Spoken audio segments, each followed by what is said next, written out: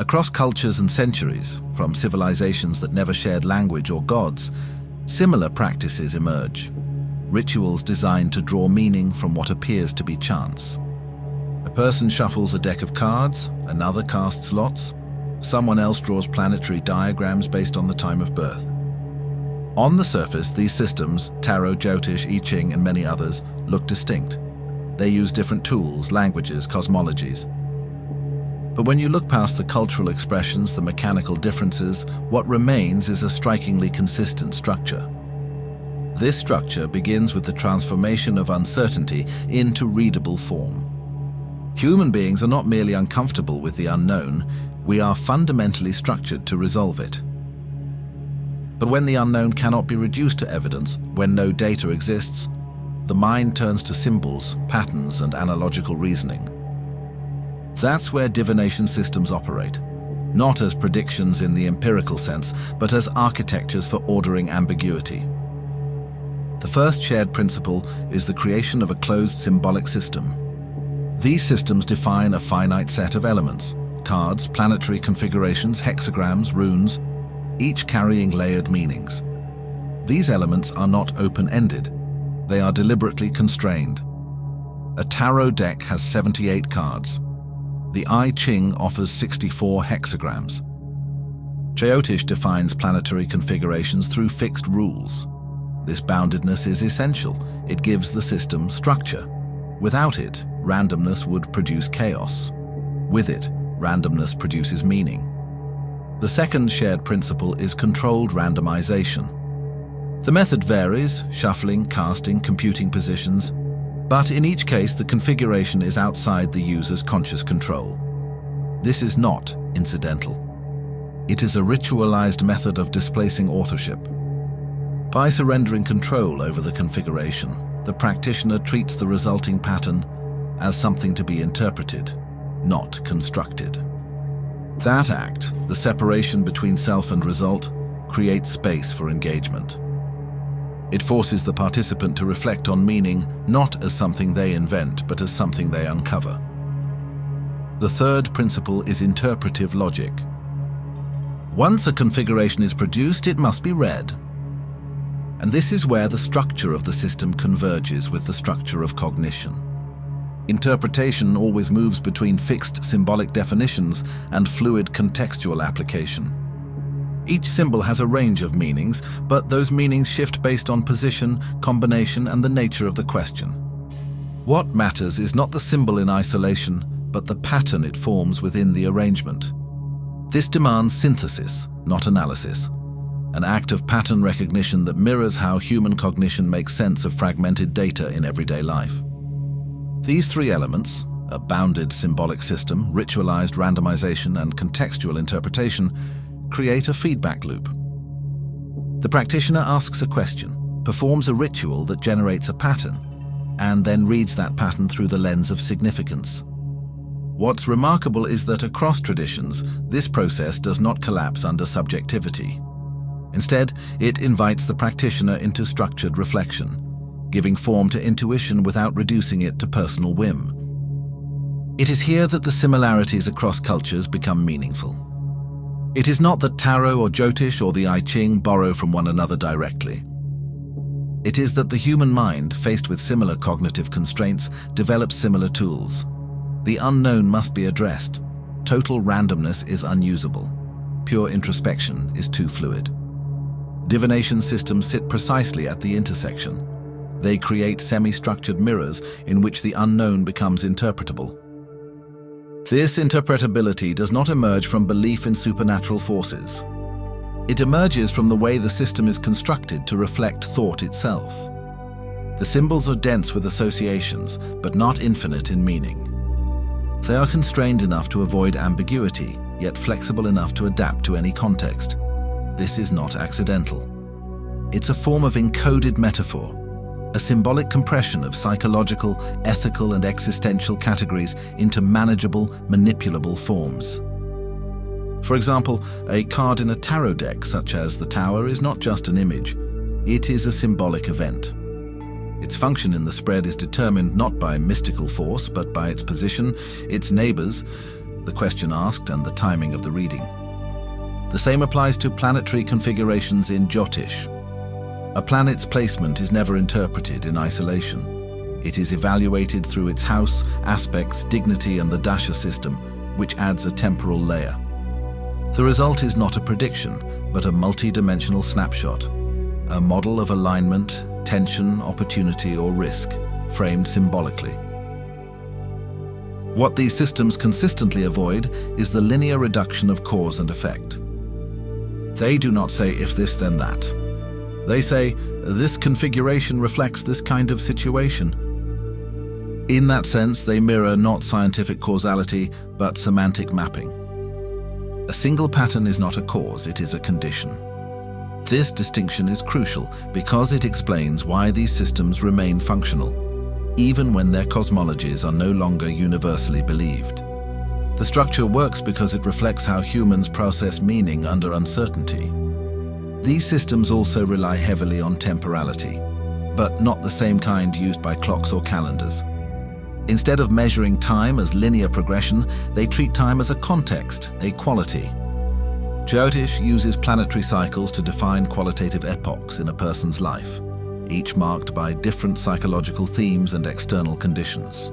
The I Ching speaks of the time of waiting, the time of influence, or the time of change. Tarot readings often reflect the present as a transitional moment between archetypal states. In all cases, time is not neutral. It is textured, directional, shaped by rhythm. This perspective on time reveals another shared layer of logic. The idea that not all moments are equal. Some moments are turning points. Others are pauses. Some resist action. Others demand it. Divination systems attempt to locate the individual within these symbolic temporalities. Not to tell them what will happen, but to offer a framework for perceiving what kind of moment this is, and what kind of action is aligned with it. And it is this alignment, rather than foresight, that lies at the heart of these systems. People do not use them simply to know what will happen. They use them to understand how to act, how to respond, how to frame the present in relation to the possible. They are less about control and more about coherence. The systems serve not to eliminate ambiguity, but to shape it, to give it form, so that decisions can be made with some internal consistency, even when external certainty is absent. This explains their persistence across time and culture, not because they offer empirical results, but because they offer structured orientation. They produce a frame, a symbolic structure that narrows infinite options into manageable configurations. And in doing so, they relieve the psychological burden of facing the undefined. This is not a mystical function, it is a cognitive one. The burden of choice, especially under pressure, can paralyze. A symbolic framework interrupts this paralysis, not by removing agency, but by offering a context in which agency can be exercised with direction. Importantly, the results are not prescriptions, they are responses. The systems do not command, they suggest. And the value of the suggestion depends on the sincerity of the participant's engagement. This is not a flaw of the system, it is its point. The reading is not a delivery of truth, but an invitation to align perception. The practitioner is always involved. Their question shapes the ritual. Their attention shapes the interpretation. Their intuition refines the insight. In this way, divination is not a passive reception, but an active participation in sense-making. None of this relies on believing that the universe is speaking through cards or stars or coins. What it requires is only the recognition that the mind seeks pattern, that symbols can hold structured ambiguity, and that when ritualized properly, this structure allows a person to externalize a problem just enough to see it differently. This distance, this space between the question and the symbolic reply, is not emptiness. It is precisely where the system functions best.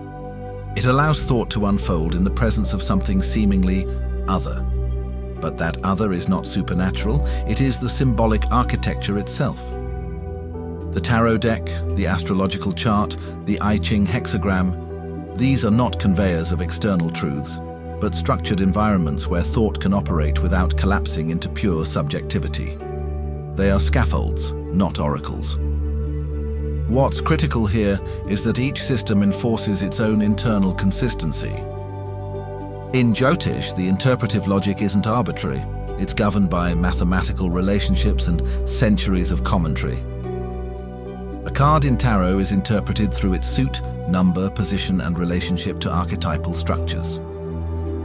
A hexagram in the I Ching carries meanings shaped by line changes, historical context, and layered metaphors. These are not loose associations. They're systems designed to constrain randomness just enough to provoke meaningful reflection, without dictating a fixed meaning. This balance between structure and openness, between randomness and reason, is precisely what makes these systems usable. If they were entirely determined, they would offer no space for interpretation. If they were entirely free-form, they would collapse into noise. But as they stand, they form symbolic ecosystems. Environments in which ambiguity is transformed into coherence, not by eliminating the unknown, but by shaping how it is encountered. This is the most important point. These systems are not about truth claims, they are about form. The form of interaction with uncertainty, the form of introspection, the form of attention. A person consulting the I Ching is not expecting instruction. They are entering a reflective dialogue with the structure. The meaning that emerges is not imported from outside. It arises through the act of interpretation itself, guided by the tension between chance and order, between symbol and situation. And this helps explain why these systems arose independently in cultures with no contact. The mind, when faced with uncertainty, doesn't just guess. It reaches for structure, and if none is available, it creates one. But not just any structure. One that mirrors the shape of thought, the rhythms of experience, and the layered dynamics of perception. The repeated emergence of divination systems isn't evidence of shared mythology. It's evidence of shared cognition. A reflection of how the human mind handles what it cannot control but must still confront. This shared cognitive logic is what makes it possible for a tarot reading in contemporary Europe, a Jyotish consultation in South India, and an I Ching casting in rural China to feel eerily similar, not in their content, but in the way they engage the participant. The ritual changes, the symbols change, but the act is the same. A question is externalized, a pattern is randomly produced, and meaning is drawn from it in a constrained yet personal way. That act, structured projection, is not a trick.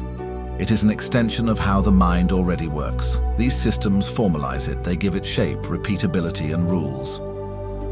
The implication is that divination is not a historical accident, nor a cultural quirk. It is a technique, a technology of the symbolic that evolved not to predict the world, but to help us move through it. And in that sense, its endurance is not surprising. Even as our tools for measurement and data have become more sophisticated, we have not escaped uncertainty. If anything, modern life generates new forms of ambiguity. Decisions without clear outcomes, paths with no precedent, choices whose consequences exceed our models. In those moments, even now, the core utility of divination remains intact. It does not offer answers, it offers frameworks for thinking. And those frameworks are grounded not in mysticism, but in human structure, the need to pattern, to reflect, to decide in the face of complexity. They persist not because they bypass reason, but because they operate at its limits, where reason becomes indecision and clarity must be constructed rather than found. So what all of this reveals is not that cultures were irrational or that they misunderstood the nature of the universe. What it reveals is that they developed symbolic technologies to manage the unmanageable, and in doing so, they left behind systems that still speak, not with authority but with form, not with certainty but with clarity. These systems are not attempts to escape uncertainty. They are invitations to engage with it, deliberately, attentively, and with symbolic structure. And perhaps that is the most enduring function of all, not to predict what is coming, but to illuminate how we might proceed. Thank you for watching. If you want to continue on the journey into the mind and reality, check out the channel and hit subscribe.